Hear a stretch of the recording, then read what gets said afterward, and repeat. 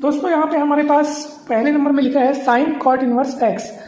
तो हम क्या करते हैं, कॉट इनवर्स एक्स को मान लेते हैं थीटा, जहाँ theta belongs to open interval 0 से पाई, क्योंकि कॉट इनवर्स का जो मुख्य शाखा होता है उसका परिसर यही होता है दोस्तों। ठीक है, अब कॉट इनवर्स एक्स बराबर थीटा अगर अपन ने माना है तो कॉट इनवर्स इस तरफ आएगा तो कॉट थीटा हो जाएगा इज इक्वल्स टू एक्स।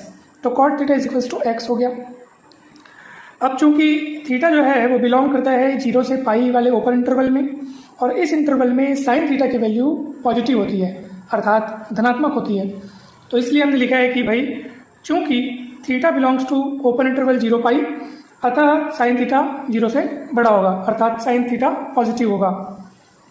अब साइन थीटा क्या होता है दोस्तों, 1 कोसेक थीटा, क्योंकि कोसेक का रेसिप्रोकल ही क्या होता है, साइन होता है, और साइन का रेसिप्रोकल कोसेक होता है। तो sine theta is equals to 1 cosec theta, और कोसेक थीटा मतलब होता है √1 प्लस कॉट स्क्वायर थीटा। इसलिए 1 cosec theta is equals to 1 plus cot square theta.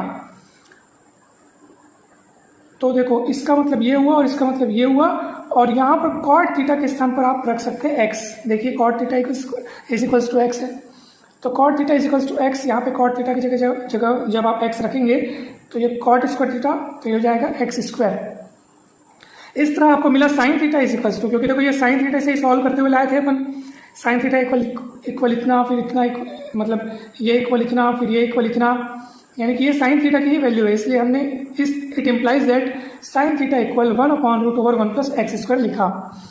अब ये साइन तो साइन है, और ये जो थीटा है दोस्तों, वास्तव में थीटा आपने किसको माना है, कॉट इनवर्स एक्स को माना है दोस्तों। ठीक है, तो इस थीटा के स्थान पर हमने कॉट इनवर्स एक्स रख दिया, क्योंकि थीटा हमने उसी को माना था।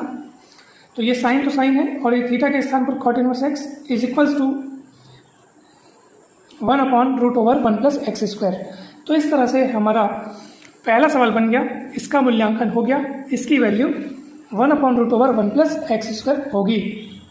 चलिए अब देखते हैं कि दूसरा हमें क्या दिया है, tan inverse 2 cos 2 sin inverse 1/2।